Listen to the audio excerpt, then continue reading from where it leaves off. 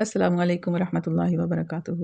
آج ہم 17واں پارہ شروع کریں گے اور اس کے اہم مضامین کو دیکھیں گے اور اس کا خلاصہ دیکھنے کی جاننے کی کوشش کریں گے۔ اعوذ باللہ من الشیطان الرجیم، بسم اللہ الرحمن الرحیم۔ رب اشرح لی صدری ویسر لی امری واحلل عقدۃ من لسانی یفقہوا قولی واجعل لی وزیرا من اہلی اشدد بہ ازری کی نسبحک کثیرا ونذکرک کثیرا انک کنت بنا بصیرا۔ آمین یا رب العالمین۔ 17واں پارہ جو ہے وہ شروع ہو رہا ہے سورۃ الانبیاء سے۔ اعوذ باللہ من الشیطان الرجیم، بسم اللہ الرحمن الرحیم۔ اقترب للناس حسابهم وهم فی غفلۃ معرضون۔ قریب آ گیا ہے لوگوں کے حساب کا وقت اور وہ ہیں کہ غفلت میں منہ موڑے ہوئے ہیں۔ یعنی حساب کا جو وقت ہے نا، یعنی کہ مراد ہے کہ قرب قیامت اب دور نہیں ہے، جب لوگوں کو اپنا حساب دینے کے لیے اپنے رب کے آگے حاضر ہونا پڑے۔ اور وہ ہیں کہ غفلت میں منہ موڑے ہوئے ہیں، یعنی لوگوں کو فکر ہی نہیں ہے، ان کو احساس ہی نہیں ہے کہ قیامت قریب ہے۔ یعنی جس کی موت آ گئی نا تو اس کے سمجھو قیامت آ گئی، پھر اس کے پاس مہلت عمل ختم ہو جاتی ہے۔ یعنی جس کا وقت ختم ہو گیا نا زندگی کا، سمجھو اس کے حساب کا وقت شروع ہو گیا۔ تو کسی کو کوئی پتہ ہے کہ کب اس کا وقت شروع ہو جائے گا؟ کسی کو کوئی پتہ نہیں ہے۔ اور اگر کوئی 60 70 80 سال 90 100 سال جی بھی لیا تو پھر بھی جانا کدھر ہے؟ پھر بھی اللہ کے پاس ہی جانا ہے اور پھر بھی حساب ہی دینا ہے۔ اس لیے جتنا بھی کسی کے پاس وقت ہونا، 100 سال ہو زیادہ سے زیادہ، اگر 100 سال بھی کوئی جی لے تو پھر بھی اس کو کیا فکر ہونی چاہیے کہ میری زندگی جب ختم ہو جائے گی تو میرا حساب شروع ہو جائے گا۔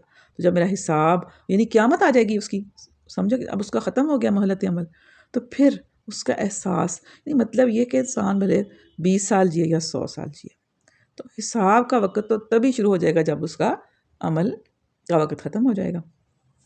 اور پھر فرمایا کہ ان کے پاس جو تازہ نصیحت بھی ان کے رب کی طرف سے آتی ہے اس کو بتکلف سنتے اور کھیل میں پڑے رہتے ہیں۔ وہم یلعبون، یعنی مطلب یہ ہے کہ ایک تو یہ ہے نا کہ کھیل سے مراد یہی زندگی کا کھیل ہے جسے خدا اور آخرت سے غافل لوگ کھیل رہے ہیں، اور دوسرا مطلب یہ ہے کہ وہ اسے سنجیدگی کے ساتھ نہیں سنتے، مطلب کھیل اور مذاق کے طور پر سنتے ہیں۔ یعنی ان کو احساس ہی نہیں کہ یہ اتنی بڑی بات ہے جو اللہ کی طرف سے آئی ہے، اور وہ اس کو احساس ہی نہیں ہے، اور وہ اپنے ہی کاموں میں، اپنی ہی دنیا میں، اپنے ہی کھیلوں میں، اپنے ہی مشاغل میں پڑے ہوئے ہیں، دل ان کے دوسری ہی فکروں میں منہمک ہیں۔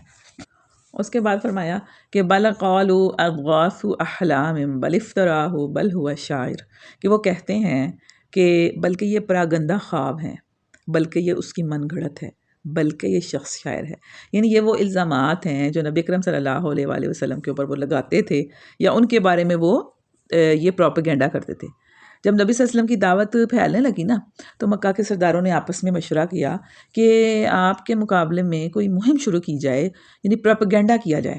ہر اس شخص کو جو مکہ میں زیارت کے لیے آئے، آپ کے خلاف پہلے سے اس کو بدگمان کر دیا جائے کہ وہ آپ کی بات سننے کے لیے آمادہ ہی نہ ہو۔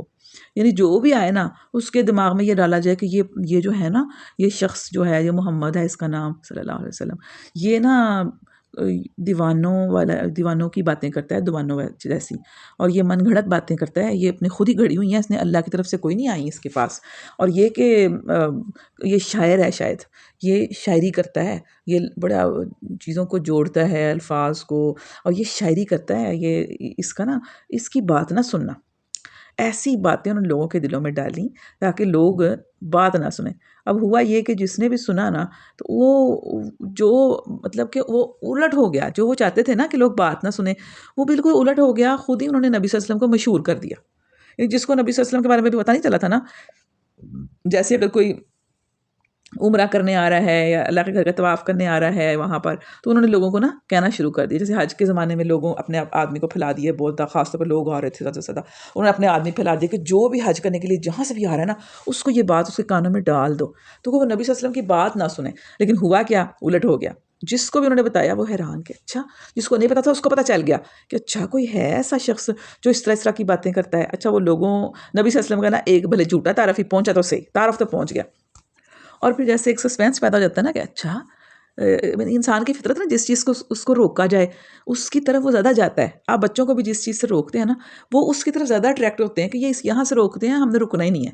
ٹھیک ہے، اسی طرح انسان کی یہ فطرت ہے کہ جس چیز سے اس کو روکا جاتا ہے وہ اس کی طرف زیادہ، اس کے بارے میں اس کو کریوسٹی ہوتی ہے، سوچتا ہے، اس کے بارے میں وہ غور کرتا ہے کہ یہ کیوں مجھے اس سے روک رہے ہیں. یہی کام ادھر بھی ہوا. لوگوں کے دل میں یہ خیال پیدا ہونا شروع ہو گیا کہ یہ معلوم تو ہو کہ وہ کون سا ایسا آدمی ہے جس کے خلاف یہ طوفان برپا ہے. اور بہت سے سوچنے والوں نے سوچا کہ اس شخص کی بات سنی تو جائے، یعنی الٹ ہو گیا بالکل. ہم کوئی بچے تو نہیں کہ خام خواہ بہک جائیں گے. جیسے کہا جائے کہ یہ ویڈیو نہ دیکھنا، اگر کہا جائے تو آپ فوراً وہ دیکھیں گے. ہوتا ہے نا ایسے کہ جیسے آپ کو اوپر ٹائٹل لکھا ہو کہ یہ ویڈیو بچے ہرگز نہ دیکھیں، تو فوراً سے آپ اس کو کلک کریں گے کہ دیکھوں تو صحیح ہے کیا اس کے اندر، بھلے اندر کچھ بھی نہ ہو. یہی والا معاملہ یہاں پہ ہوا. اس کے بارے میں ایک دلچسپ واقعہ ہے کہ طفیل عمر دوسی کا قصہ ہے کہ جسے ابن اسحاق نے روایت کیا ہے کہ ایک بلادوس کا ایک شاعر تھا، کسی کام سے مکہ گیا. وہاں پہنچتے ہی قریش کے چند لوگوں نے مجھے گھیر لیا اور نبی صلی اللہ علیہ وسلم کے خلاف کان بھرنے شروع کر دیے کہ میں آپ سے سخت بدگمان ہو گیا اور میں نے طے کر لیا کہ آپ سے بچ کے رہوں گا. دوسرے روز میں نے حرم میں حاضری دی تو آپ کعبہ کے پاس نماز پڑھ رہے تھے. میرے کانوں میں چند جملے پڑے تو میں نے محسوس کیا یہ تو بڑا اچھا کلام ہے. میں نے اپنے دل میں کہا کہ میں شاعر ہوں، جوان مرد ہوں، عقل رکھتا ہوں، کوئی بچہ تھوڑی ہوں جو میں بہک جاؤں گا. آخر کیوں نہ اس سے مل لوں اور اس کی بات سن لوں.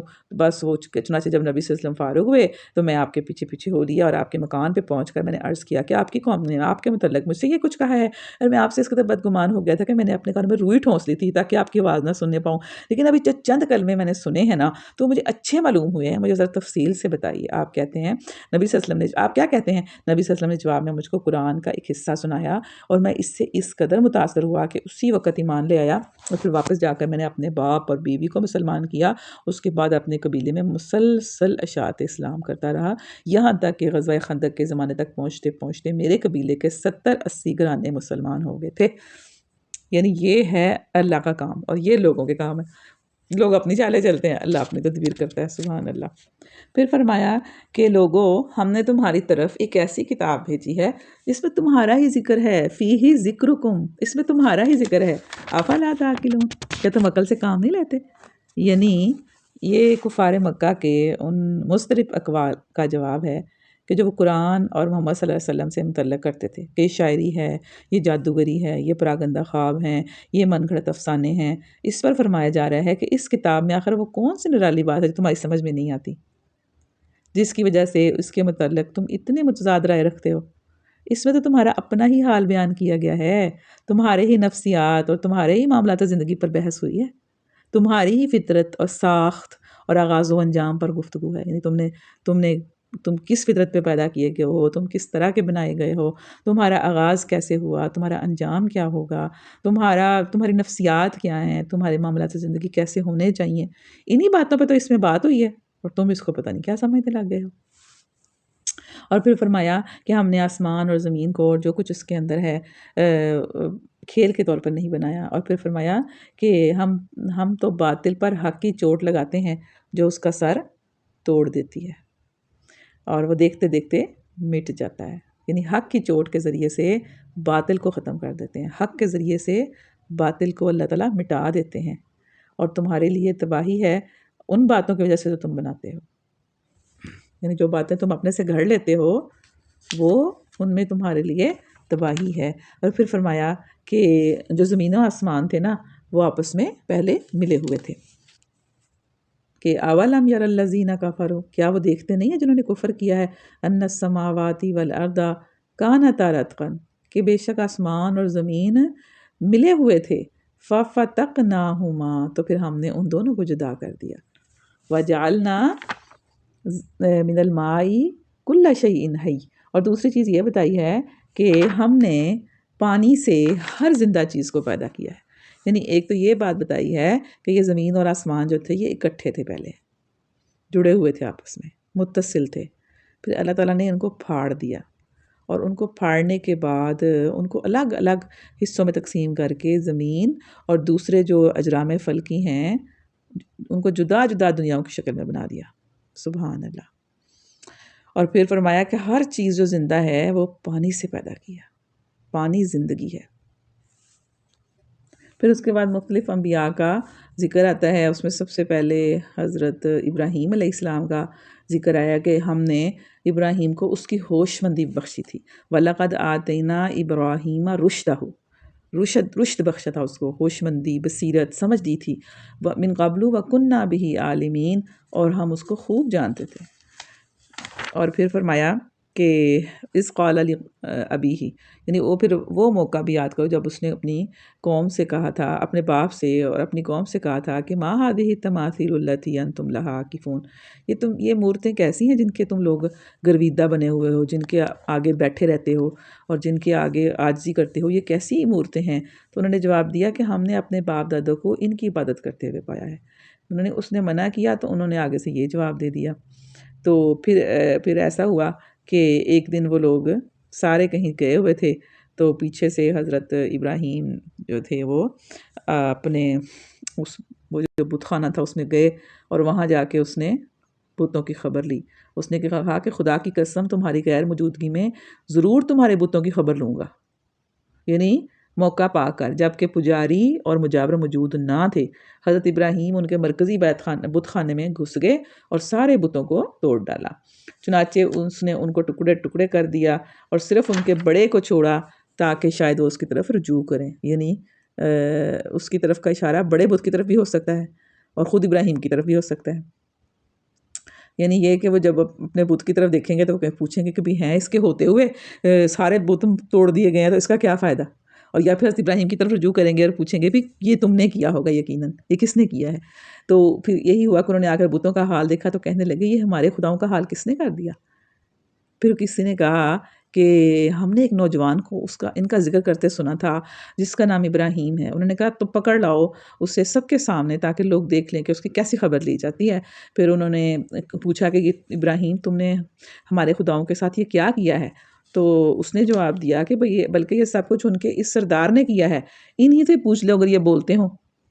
یہ سن کر وہ لوگ اپنے ضمیر کی طرف پلٹے، یعنی تھوڑی شرم آئی اور اپنے دلوں میں کہنے لگے واقعی تم خود ہی ظالم ہو۔ پھر ان کی مت پلٹ گئی اور بولے تو جانتا ہے کہ یہ بولتے نہیں ہیں؟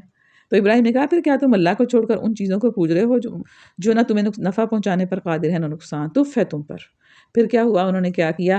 کہا کہ اس کو جلا ڈالو اس کو اور حمایت کرو اپنے خداؤں کی اگر تمہیں کچھ کرنا ہے۔ پھر انہوں نے بہت بڑا ایک الاؤ جلایا، اتنا بڑا کہ اس کے اندر خود سے وہ ڈال نہیں سکتے تھے حضرت ابراہیم کو۔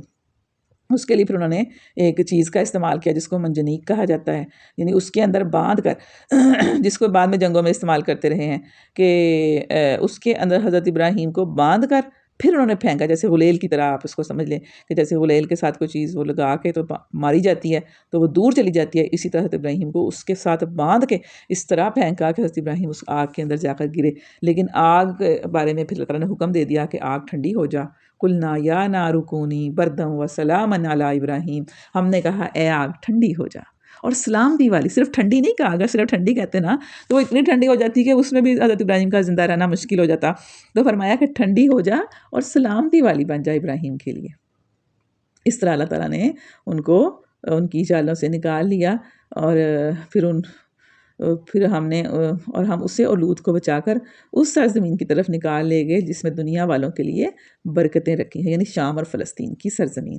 پھر ہم نے اس کو اسحاق عطا کیا اور یعقوب اس پر مزید، اور ہر ایک کو صالح بنایا۔ اور پھر لوط کے بارے میں ہے کہ ہم نے اس کو علم بخشا اور اسے اس بستی سے نکال دیا جو بدکاریاں کرتی تھی۔ پھر اس کے بعد نوح علیہ السلام کا ذکر ہے کہ ان کی پھر دعا کا ذکر ہے کہ انہوں نے جب اپنی قوم کو پکارا اور قوم نے ان کو جواب نہیں دیا تو اس کی دعوت پہ انہوں نے لبیک نہیں کہا، تو پھر نوح نے کہا، اس نے اللہ کو پکارا اور کیا کہا کہ ربی انی مغلوب فانتصر، یہ ان کی پکار تھی کہ اللہ میں مغلوب ہو گیا ہوں، میری مدد فرما۔ ربی پھر ایک اور دعا میں آیا ہے کہ ربی لا تذر علی الارض من الکافرین دیارا۔ اچھا، انہوں نے دعا مانگی تو ہم نے اس کو دعا قبول فرما لی، اللہ فرماتے ہیں، اور اس سے گھر والوں کو کرب عظیم سے نجات دے دی۔ اور پھر اسی طرح فرمایا کہ ہم نے داؤد علیہ السلام کو نعمت سے سرفراز کیا، یعنی پھر وہ والا یہاں پہ واقعہ ہے جب انہوں نے کسی مقدمے کا فیصلہ کیا اور شاید ان سے کوئی غلطی ہو گئی تو اس کا ذکر ہے، فرمایا کہ حکم ہاں اس وقت ہم نے صحیح فیصلہ سلیمان کو سمجھا دیا، حالانکہ حکم اور علم ہمیں دونوں ہی کو عطا کیا تھا۔ اور اس کے بارے میں عدالت کا ایک اصول معلوم ہو جاتا ہے کہ اگر دو جج ایک مقدمے کا فیصلہ کریں اور دونوں کے فیصلے مختلف ہوں تو اگرچہ صحیح فیصلہ ایک ہی کا ہوگا لیکن دونوں برحق ہوں گے، بشرط یہ کہ عدالت کرنے کی ضروری استعداد دونوں میں موجود ہو۔ نبی صلی اللہ علیہ وآلہ وسلم نے اپنی احادیث میں اس بات کو اور زیادہ کھول کر بیان فرمایا کہ نبی صلی اللہ علیہ وسلم نے فرمایا کہ اگر حاکم اپنی حد تک فیصلہ کرنے کی پوری کوشش کرے تو صحیح فیصلہ کرنے کی صورت میں اس کے لیے دوہرا اجر ہے، اور غلط فیصلہ کرنے کی صورت میں اکہرا اجر ہے۔ لیکن وہ غلط فیصلہ اس نے جان بوجھ کے نہ کیا ہو، کسی کی طرفداری کے لیے نہ کیا ہو، رشوت لے کر نہ کیا ہو، کسی سے ڈر کے نہ کیا ہو، وہ غلطی سے ہو جائے اس سے غلط فیصلہ، تو پھر اس صورت میں اس کے لیے اکہرا اجر ہے۔ اور قاضی کے بارے میں فرمایا ہے کہ قاضی 3 قسم کے ہوتے ہیں، یعنی جج، ایک ان میں سے جنتی اور 2 جہنمی۔ جنتی وہ قاضی ہے جو حق کو پہچان جائے تو اس کے مطابق فیصلہ دے، مگر جو شخص حق کو پہچانے کے باوجود خلاف حق فیصلہ دے تو وہ جہنمی ہے، اور اس طرح وہ بھی جہنمی ہے جو علم کے بغیر لوگوں کے فیصلے کرنے بیٹھ جائے۔ یہ اتنا نازک معاملہ ہے۔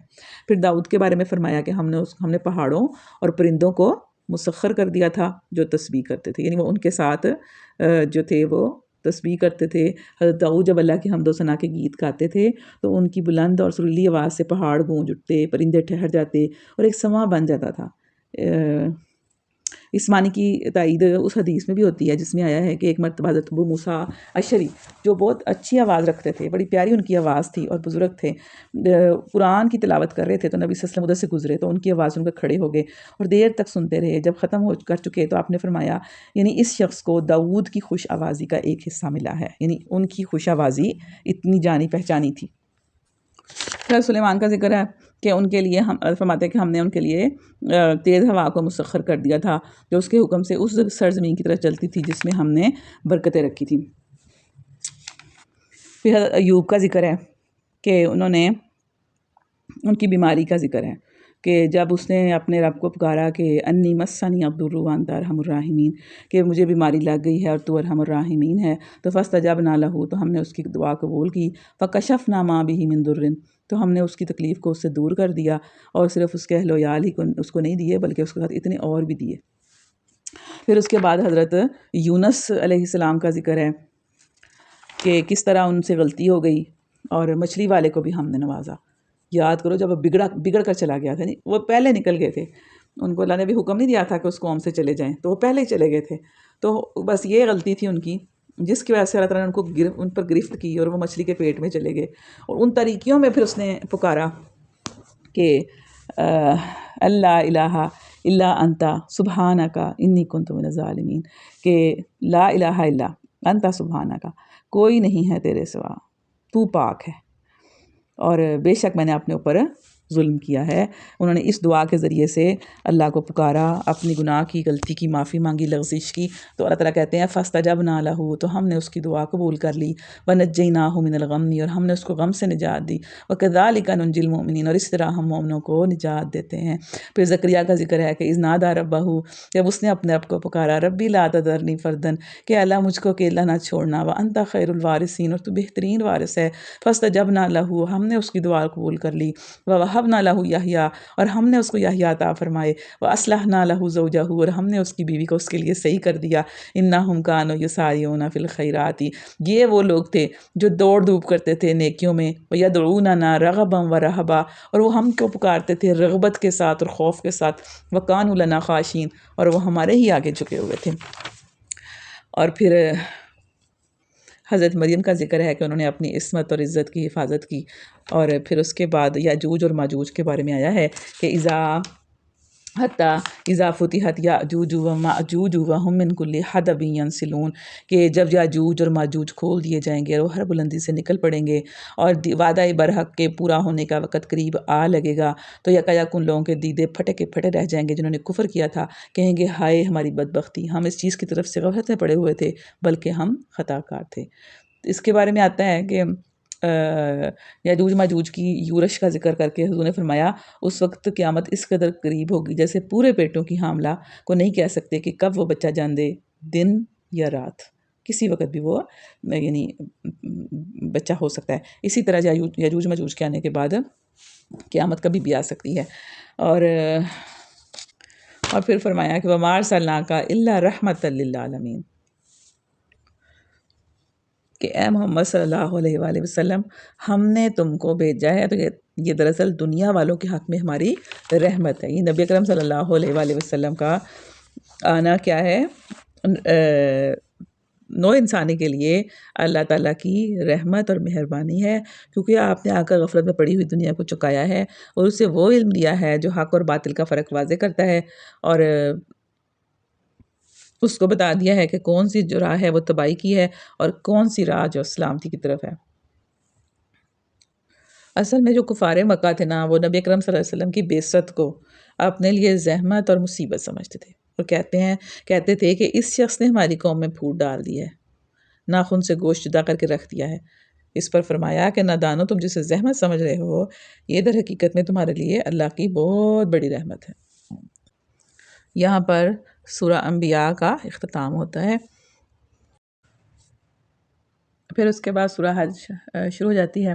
بسم اللہ الرحمن الرحیم، یا ایہا الناس اتقوا ربکم ان زلزلۃ الساعۃ شیء عظیم، کہ لوگو اپنے رب کے غضب سے بچو، حقیقت یہ ہے کہ قیامت کا زلزلہ بڑی ہولناک چیز ہے۔ یعنی زلزلہ قیامت کی ابتدائی کیفیت میں سے ہے، یعنی اس وقت جب یہ زمین یعنی جب قیامت آئے گی تو زلزلہ ہی شروع ہوگا، اور زلزلے سے ہی شروع ہوگی۔ زلزلے کے بارے میں نبی صلی اللہ علیہ وآلہ وسلم بتایا ہے کہ نفخ صور کے 3 مواقع ہیں، ایک نفخ فضا، دوسرا نفخ ساق، اور تیسرا نفخ قیام لرب العالمین۔ یعنی جو پہلا نفخ ہوگا نا وہ عام سراسیمگی پیدا کرے گا، دوسرے نفخ پر سب مار کر گر جائیں گے، اور تیسرے نفخ پر سب لوگ زندہ ہو کر اللہ کے حضور پیش ہو جائیں گے۔ اور پہلے نفخ کی تفصیلی کیفیت بتاتے ہوئے فرمایا کہ اس وقت زمین کی حالت اس کشتی کی سی ہوگی جو موجوں کے تھپیڑے کھا کر ڈگمگا رہی ہو، یا اس معلق قندیل کی سی جس کو ہوا کے جھونکے بری طرح جھنجھوڑ رہے ہوں۔ اور پھر قرآن پاک میں مختلف جگہوں پر آیا ہے، نقشہ کھینچا گیا ہے کہ کس طرح زمین ہلا ماری جائے گی۔ جس سورہ زلزال میں بھی آتا ہے کہ اذا زلزلت الارض زلزالہا، کہ زمین جو ہے وہ ہلا ماری جائے گی، ہلا مارے جانا۔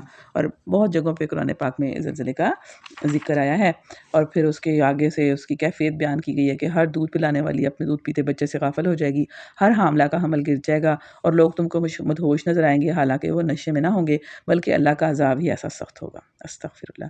پھر آگے فرمایا ہے کہ جو لوگ ہیں وہ کیا کرتے ہیں، اللہ کے بارے میں بحثیں کرتے ہیں اور شیطان سرکش کی پیروی کرتے ہیں، حالانکہ شیطان جو ہے وہ ان کو جو بھی اس کو دوست بنائے گا شیطان کو، وہ اس کو گمراہ کر کے ہی چھوڑے گا اور وہ عذاب جہنم کا راستہ دکھائے گا۔ پھر اس کے بعد انسان کی زندگی اور کے جو مختلف سٹیجز ہیں اس کی پیدائش کی اور اس کی زندگی کی، اس کے بارے میں بتایا گیا ہے کہ اس کو سب سے پہلے اس کی زندگی کے بارے میں کہ ہم نے تم کو مٹی سے پیدا کیا، پھر نطفے سے، یعنی سب سے پہلے جب انسان کو پیدا کیا گیا تو اس کو مٹی سے پیدا کیا گیا، اس کے بعد جو اس کا جو تخلیق کا جو سلسلہ ہے وہ نطفے سے ہی چلتا ہے کہ پھر اس کے بعد جب نطفہ ہوتا ہے، پھر نطفے کے بعد کیا ہوتا ہے، خون کا لوتھڑا بن جاتا ہے، پھر اس کے بعد گوشت کی بوٹی، اور پھر اللہ تعالیٰ فرماتے ہیں کہ ہم جس کو چاہتے ہیں ایک خاص وقت تک رحموں میں ٹھہرائے رکھتے ہیں، پھر تم کو ایک بچے کی صورت میں نکال دیتے ہیں، اور پھر اس کے بعد بچہ یعنی انسان ایک بچے کی صورت میں دنیا میں آتا ہے، اور اس کے بعد پھر اس کی جو زندگی ہے وہ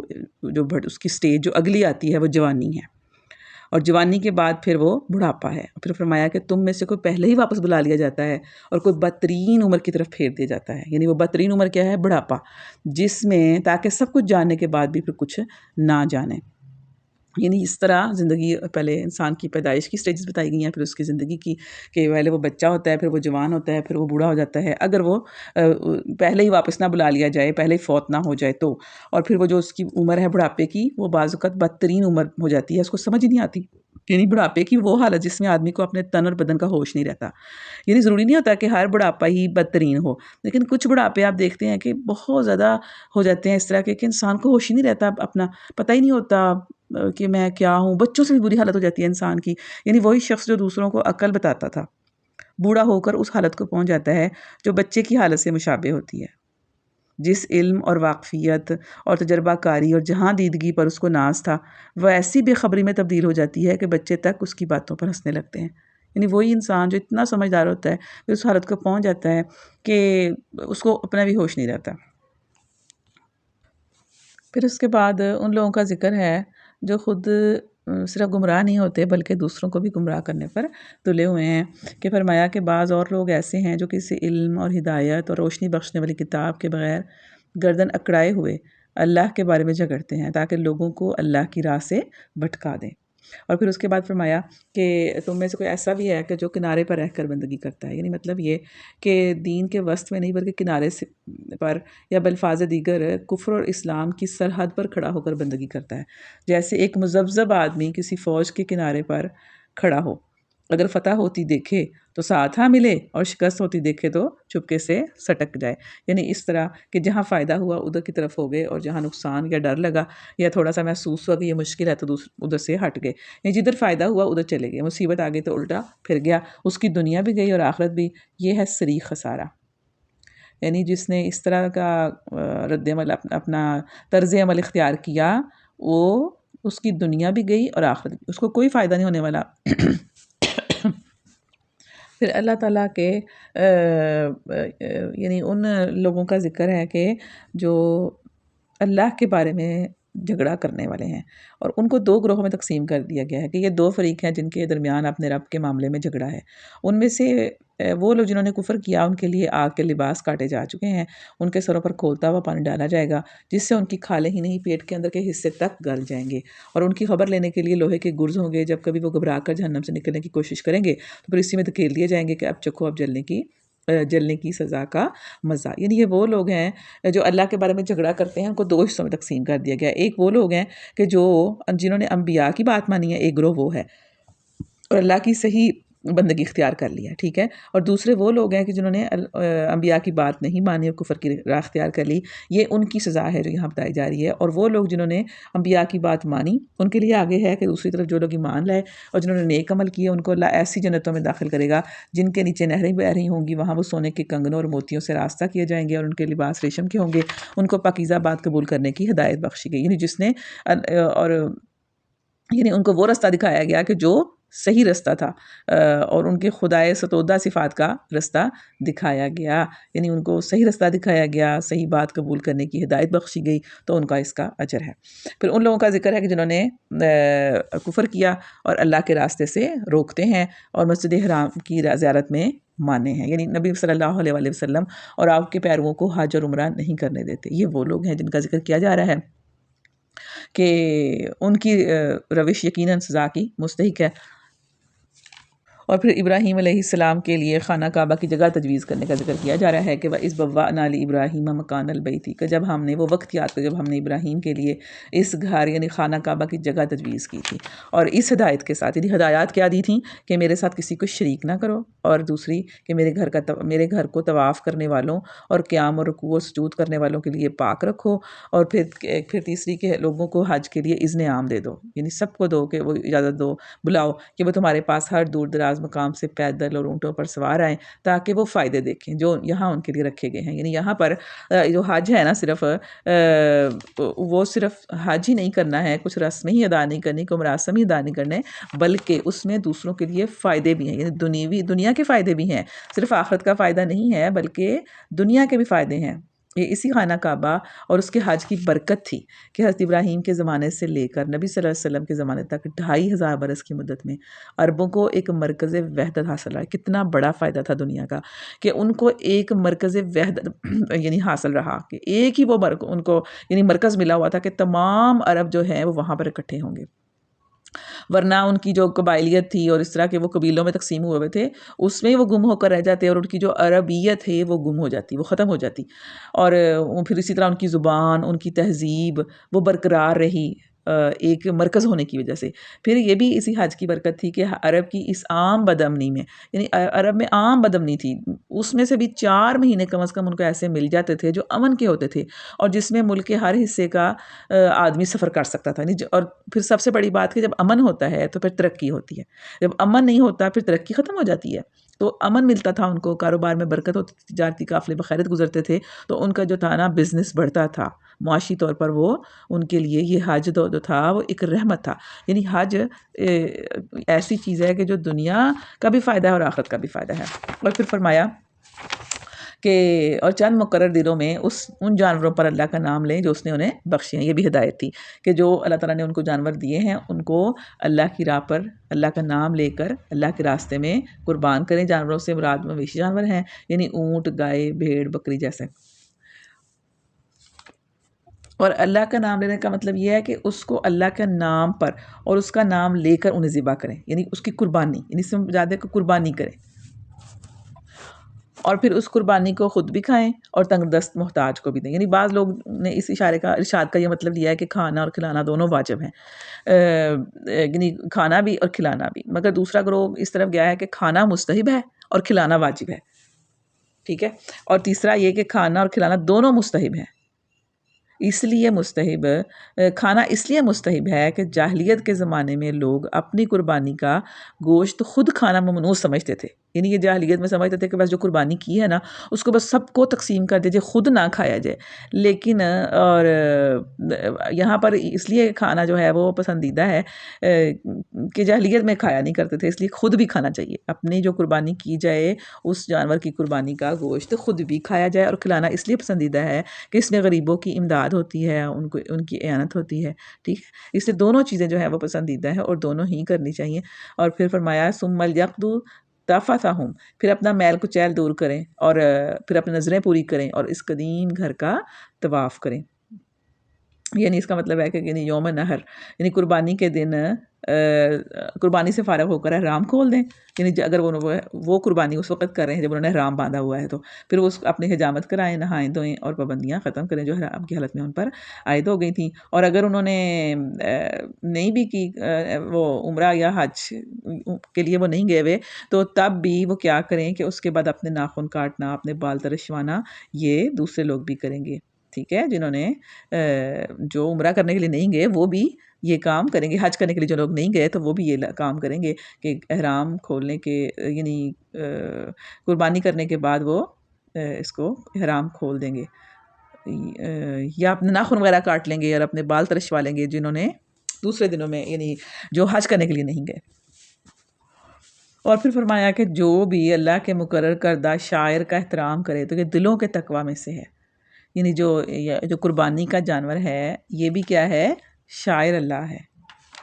اور اس کے علاوہ جتنے بھی اللہ تعالیٰ کے وہ چیزیں ہیں جو خدا پرستی کے علامات ہیں، خواہ وہ اعمال ہوں یا جیسے نماز ہے، روزہ ہے، حج ہے، یا اشیاء ہوں جیسے مسجد ہے اور جانور ہیں قربانی کے، یا جو بھی چیز ہے اس کو اس کا احترام کرنا دلوں کے تقوی میں سے ہے.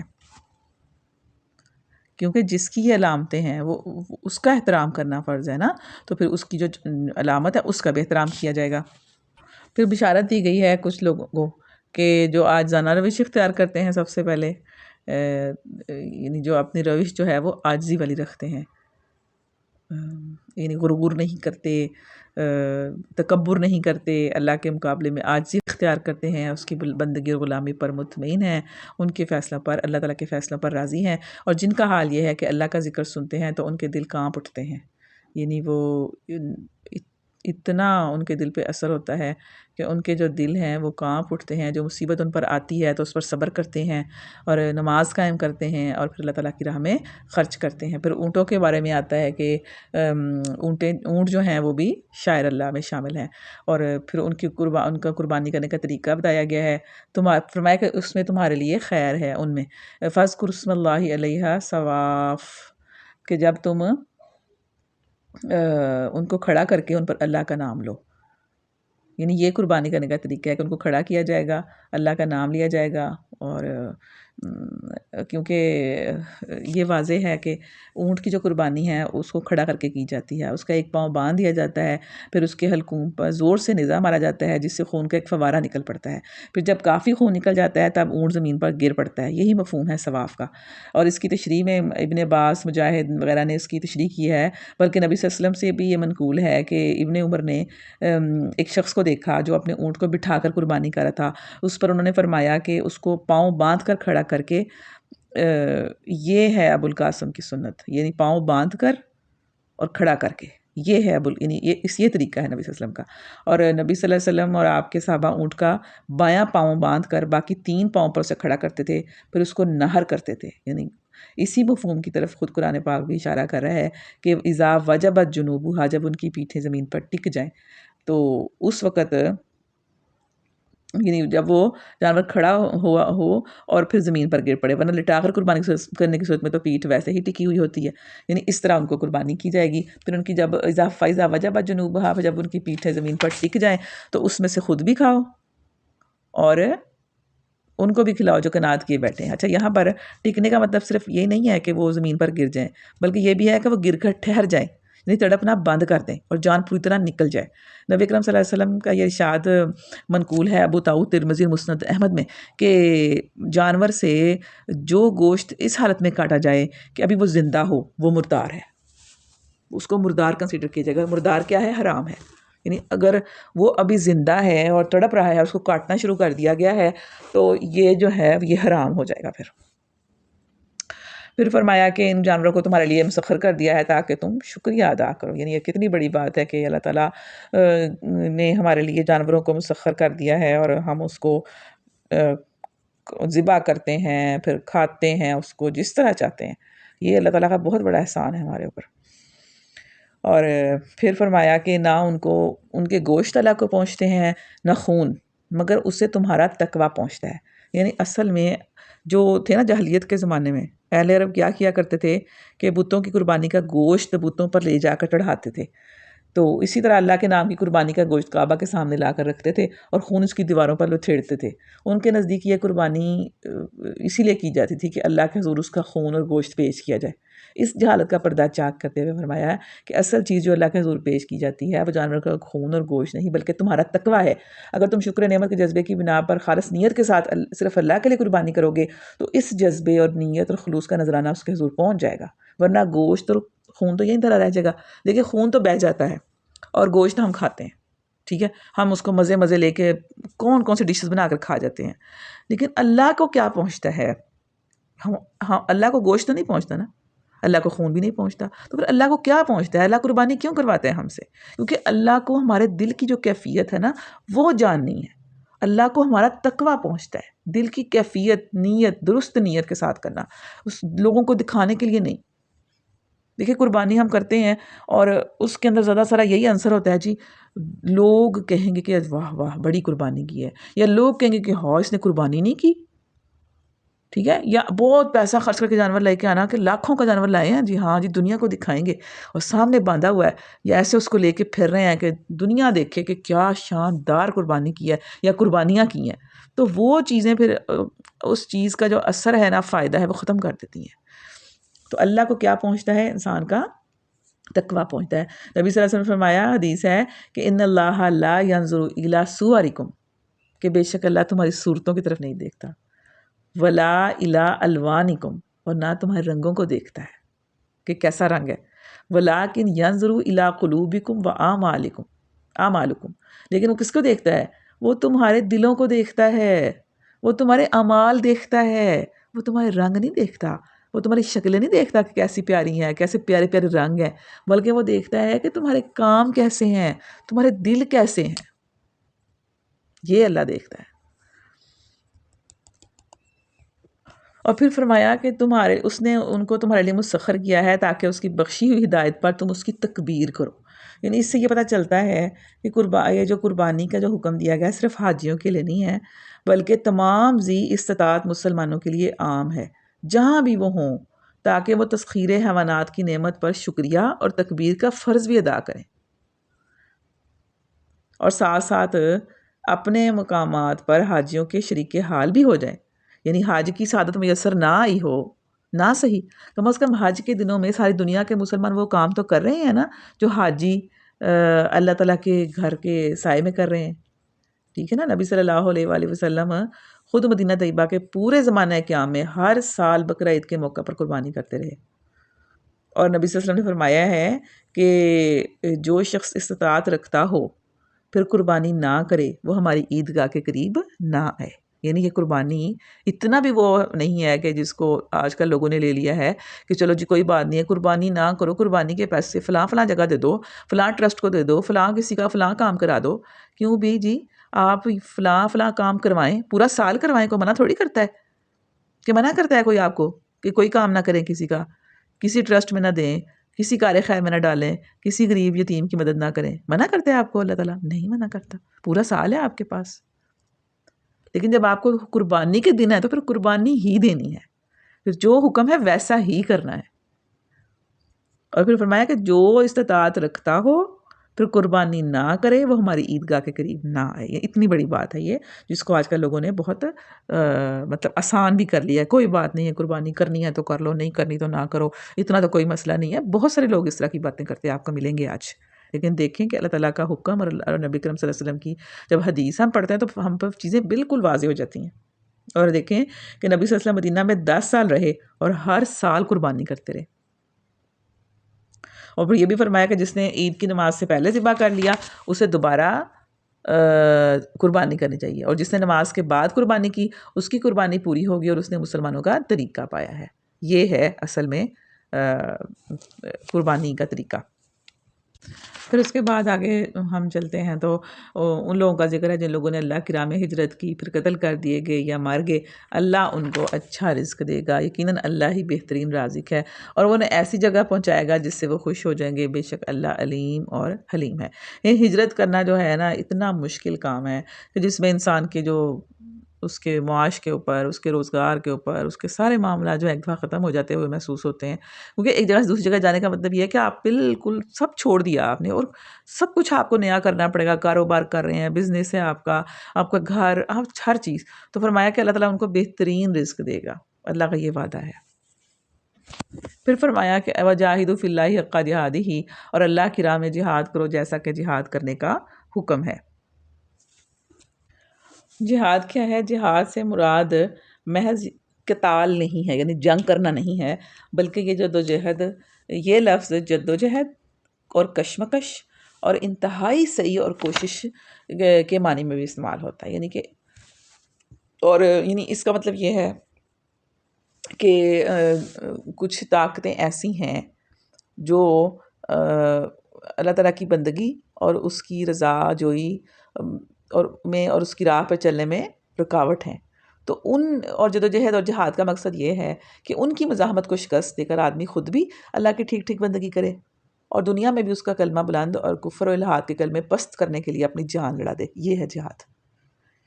اور اس مجاہدے کا اولین ہدف جو ہے نا وہ آدمی کا اپنا نفس امارہ ہے، جو ہر وقت اللہ سے بغاوت کرنے کے لیے زور لگاتا رہتا ہے اور آدمی کو ایمان اور اطاعت کی راہ سے ہٹانے کی کوشش کرتا رہتا ہے۔ تو اس کے خلاف سب سے پہلا جو کرنا ہے نا جہاد، وہ اس کے خلاف کرنا ہے۔ جب تک اس کو مسخر نہ کیا جائے باہر کسی مجاہدے کا امکان نہیں ہے، یعنی یہ نہیں کہ انسان باہر تو مجاہدہ کرنا شروع کر دے لیکن اپنے نفس کے خلاف وہ جہاد نہ کرے جو اللہ سے بغاوت کے لیے اس کو اکساتا رہتا ہے، ٹھیک ہے نا۔ سب سے پہلے اپنے نفس کے خلاف۔ اسی لیے نبی کرم صلی اللہ علیہ وسلم نے ایک جنگ سے واپسی پہ غازیوں سے کہا تھا کہ اب تم چھوٹے جہاد سے بڑے جہاد کی طرف جا رہے ہو، یعنی جنگ سے واپس آ رہے تھے تو فرمایا کہ اب تم چھوٹے جہاد سے بڑے جہاد کی طرف جا رہے ہو۔ عرض کیا گیا وہ بڑا جہاد کیا ہے؟ فرمایا آدمی کی خود اپنی خواہش نفس کے خلاف جدوجہد۔